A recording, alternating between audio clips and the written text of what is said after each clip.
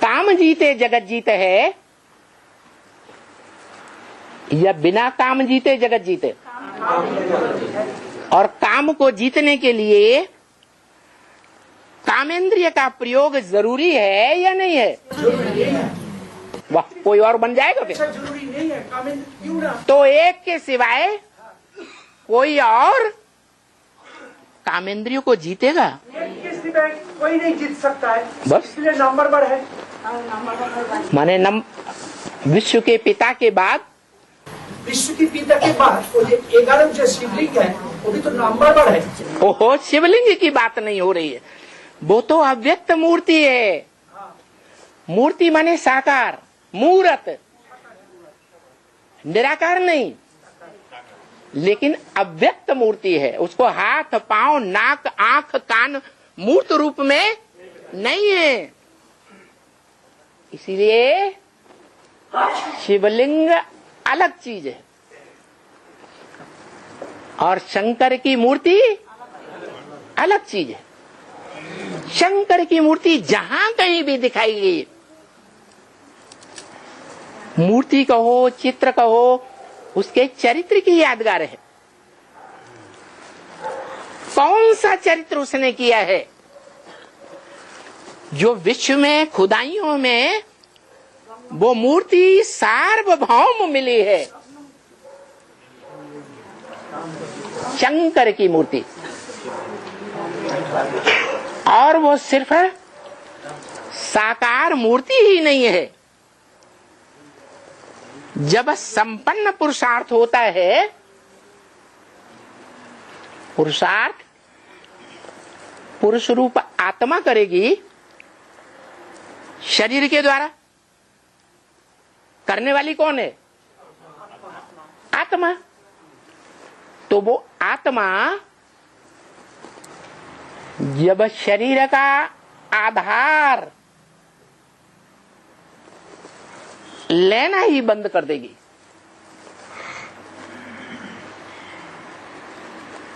कामेंद्रिय की भी स्मृति नहीं रहेगी, कोई भी इंद्रिय की संपन्न रूप में स्मृति रहेगी, तब कहा जाएगा शिवलिंग।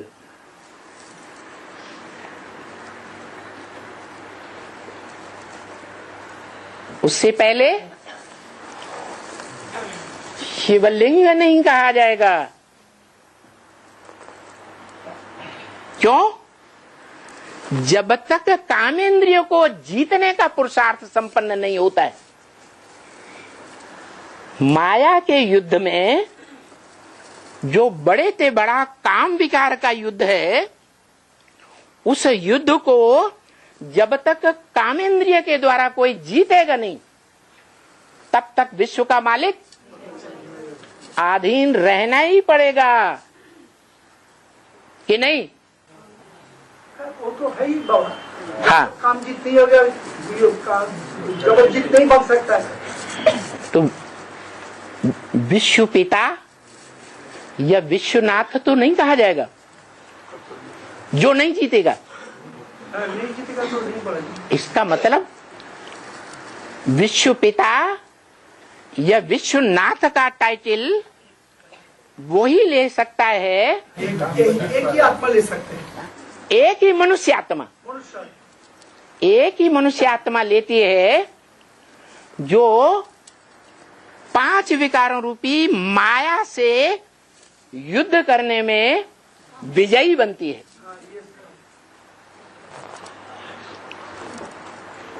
इसीलिए तो इंद्रिय जीते जगत जीते। इसीलिए शिव बाबा तो रामलिया, इसलिए कौन सी इंद्रिय को जीतती है? काम इंद्रिय को जीतती है। इसलिए वही एक है। नहीं, पूरी बात कहने दो, हम बीच में आपके कभी नहीं बोलते। इसलिए वही साकार रूप है, अव्यक्त रूप भी है। नाक आंख कान मुंह हाथ पांव नहीं है, अव्यक्त मूर्ति है। गीता में भी कहा है अव्यक्त मूर्ति ना जगत।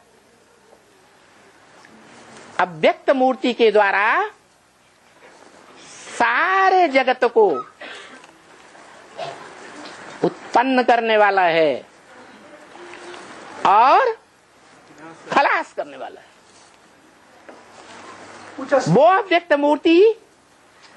मूर्ति है तो मूर्त होनी चाहिए या नहीं होनी चाहिए? कौन है? जब जीत जाते हैं वो कौन सी मूर्ति है जो मंदिरों में दिखाई जाती है? शिवलिंग। नाम शिवलिंग है, शंकर लिंग नहीं है। क्यों? क्योंकि शंकर पुरुषार्थी का नाम है। शंकर की मूर्ति पुराने शिव के मंदिरों में आज भी देवताओं की मूर्ति जहां आसपास रखी होती है उनमें मुख्य जगह पर रखी हुई दिखाई जाती है। देवताओं में बड़ा देवता मुख्य देवता है, लेकिन देवताओं को देवता बनाने वाली आत्मा नहीं है जब तक शंकर के नाम रूप में है। नाम साकार का पड़ता है, मूर्ति का पड़ता है या निराकार का पड़ता है?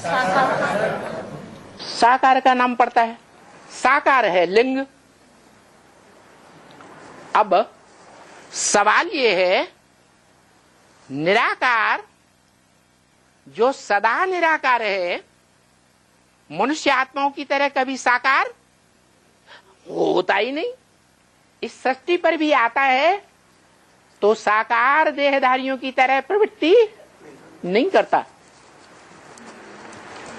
वो शरीर में देहधारी में रहते हुए भी निराकार है, स्टेज में निराकार है।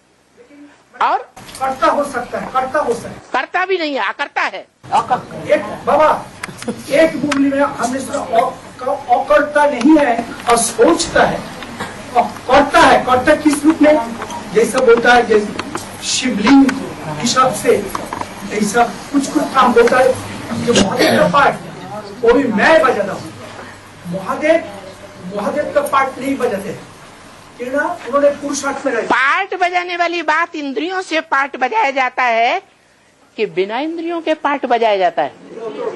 जो राम का इंद्रिय है उससे पार्ट बजता है। पार्ट बजाया जाएगा तो कोई भी इंद्रिय हो, प्रबलतम इंद्रिय हो या कमजोर इंद्रिय हो, पार्ट तो इंद्रिय से ही बजाया जाएगा।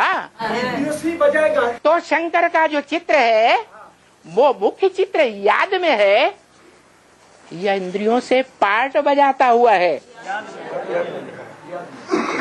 याद में है जब याद करते हैं। इंद्रियों से याद करता है। अब कर सकते हैं। एक्शन इन एक्शन बोलता है, एक्शन करता है, लेकिन फिर वो कंसीडर होता है एक्शन, उसमें कोई ये नहीं होता है। याद मन बुद्धि से किया जाता है या इंद्रियों से किया जाता है?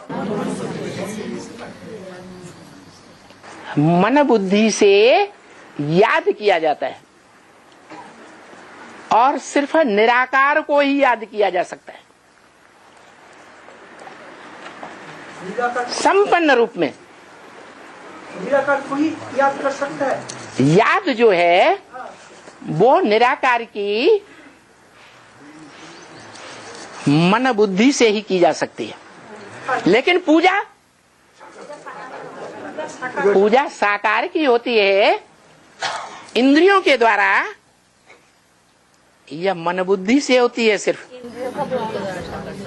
अगर इंद्रियों से पूजा होती भी है साकार देवताओं की तो वो शरीरधारी है, और शिव तो कभी शरीरधारी है ही नहीं।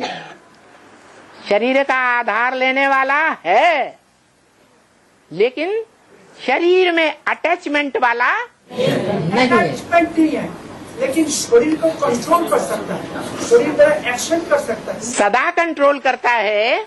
कभी कभी जरूरत पड़े तो तो सदा कंट्रोलर नहीं है।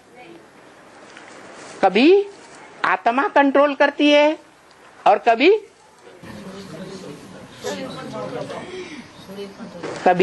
शरीरधारी कंट्रोल करता है। शरीरधारी कंट्रोल करता है। हाँ, सुप्रीम सोल कंट्रोल करता है तो उसकी यादगार क्या है? कौन से विकारी इंद्रिय को कंट्रोल कर लेता है तो कहा जाता है कि सुप्रीम सोल बाप आप समान बना लेता है।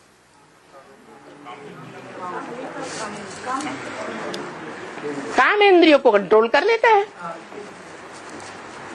तो काम इंद्रियों को कंट्रोल करने का मुख्य कार्य किस आत्मा ने किया? कराने का, करने का नहीं। कराने का कार्य सुप्रीम सोल करता है। इसलिए एक मुरली में आया, शिव बाबा पुरुषार्थी है। शिव बाबा है पुरुषार्थ कराने वाला।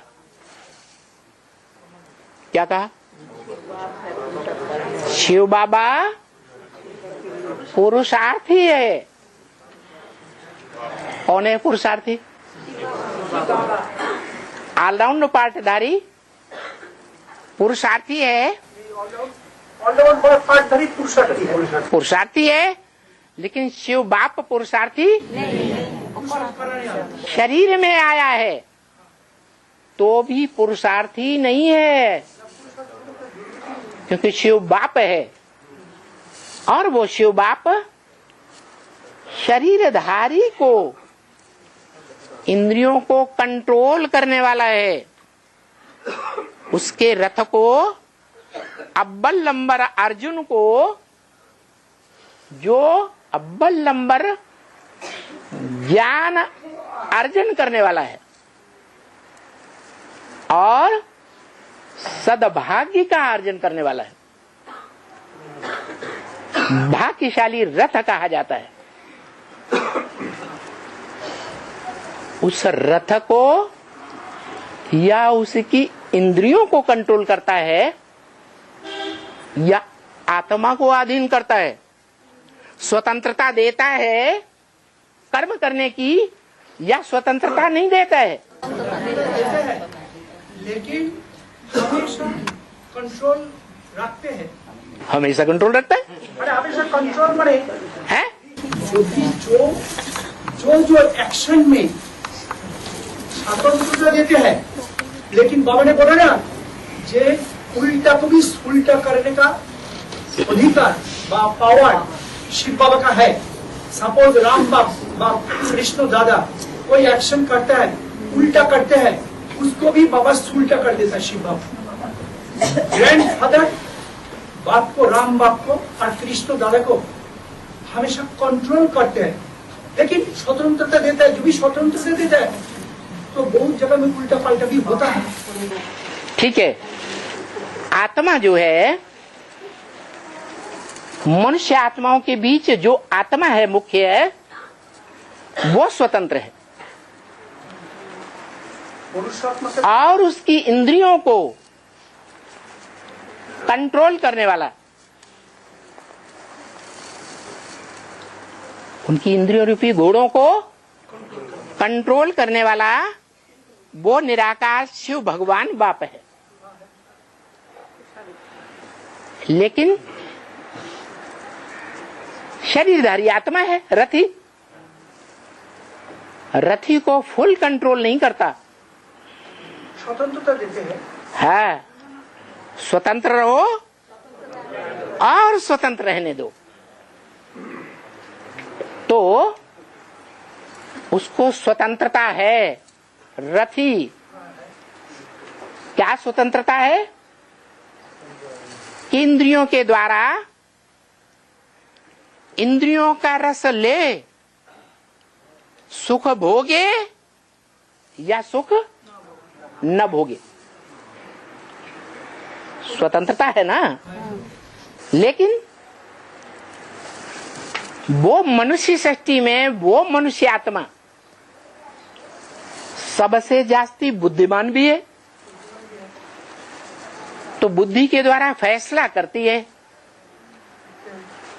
क्या फैसला कर लेती है कि मैं आत्मा रथी इंद्रियों को कंट्रोल नहीं कर सकता जब तक पुरुषार्थी हूं। हाँ, 100% नहीं कर सकते। जब तक पुरुषार्थी हूं, ज्ञान योग धारणा सेवा का पुरुषार्थी हूं, तब तक कंट्रोल नहीं कर सकता। फिर पुरुषार्थी से बढ़कर के कभी संपन्न बनने का लक्ष्य है या नहीं है?